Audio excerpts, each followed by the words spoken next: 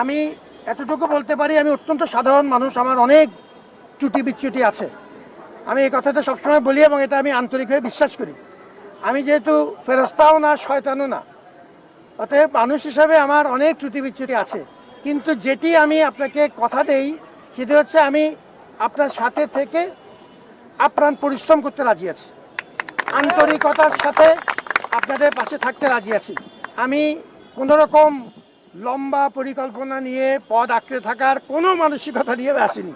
আপনারা একটা উদ্যোগ নিয়েছেন, আমাকে বিশ্বাস করে দেখেছেন। আমি যদ্দূর পারি আমার ক্ষুদ্র জ্ঞানে, ক্ষুদ্র সামর্থ্যে, ক্ষুদ্র অভিজ্ঞতায় আপনার পাশে দাঁড়াতে চাই। আমার দায়িত্ব যখন শেষ হবে আমি ফিরে আমার শিক্ষকতায় ফিরে যাব।